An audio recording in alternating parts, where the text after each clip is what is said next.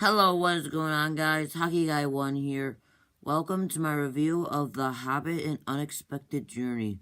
So, The Hobbit: An Unexpected Journey is directed by Peter Jackson and stars Martin Freeman, Ian McKellen, Richard Armitage, and William Bennett.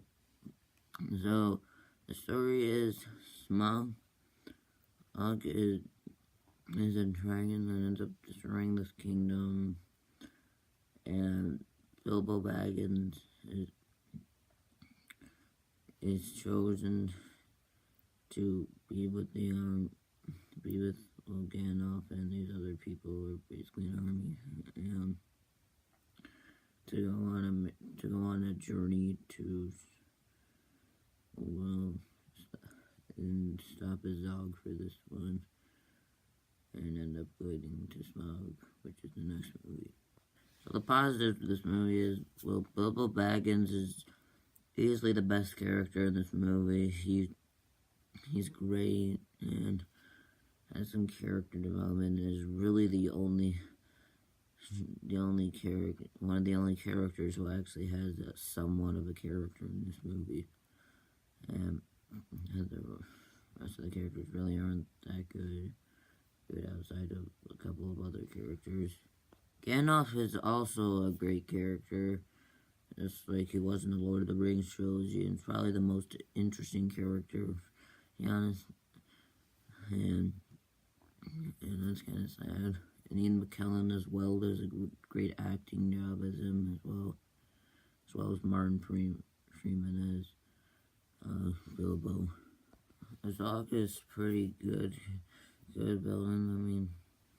I mean, if you think about it, he is kind of just there to fill in the Hobbit trilogy, but like that's kind of how I think he would be with the way it really is. But he actually is somewhat good, rather than just, I don't know, kind of like this shitty Star Wars prequel villain.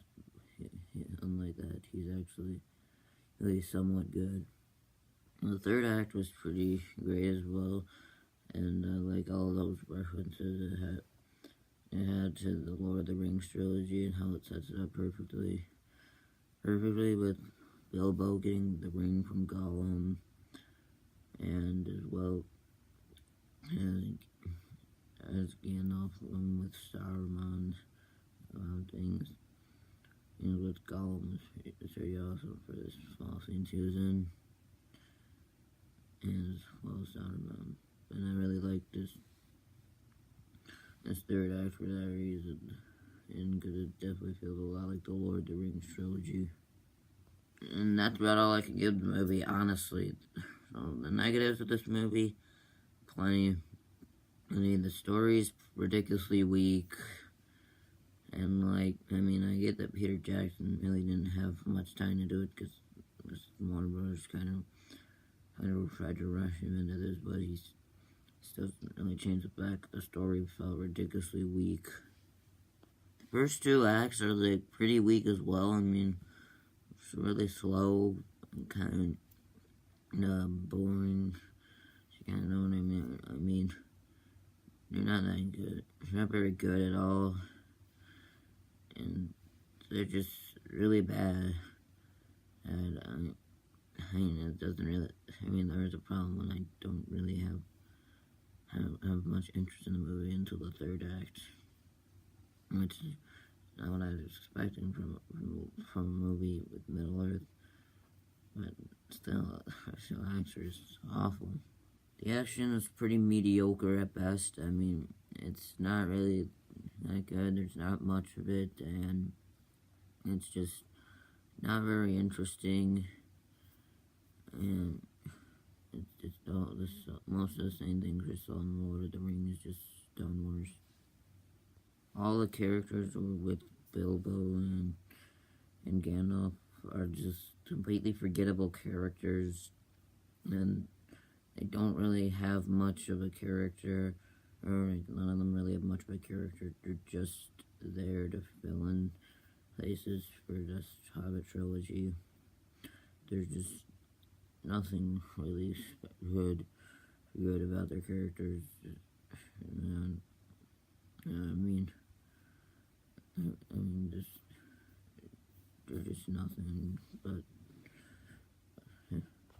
visual effects are pretty mediocre, I guess. I mean, they should have been much better than the ones in the Lord of the Rings trilogy, because those movies had a much lower budget than this, but they somehow still look the same as they did. I mean, this movie had a $300 million budget, and it still couldn't really improve with the visual effects. It just doesn't really make any sense, and so it's just mediocre.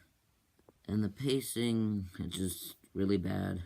So I don't like to say about it. I mean, it just feels all over the place. It doesn't really fit together very well or anything. The exposition is way too long. That's another big negative with this. It also goes towards the pacing. And, like, I get why the exposition's long. They kind of gotta explain everything, but I don't think they should have started with the older version of Bilbo. They should have just started right there, and with the exposition rather than having an older Bilbo tell it. The exposition is just way too long. So overall, A Hobbit: An Unexpected Journey is a mediocre film, and it's just ridiculously disappointing. And I'm gonna give A Hobbit: An Unexpected Journey a 6 out of 10. That was my review of The Hobbit: An Unexpected Journey. What did you think of The Hobbit: An Unexpected Journey? Did you think it was good? Did you think it was bad? Were you in the middle of it? Like me? Tell me in the comments below. And I'd like to thank you guys for watching, and I'll see you next time. Bye.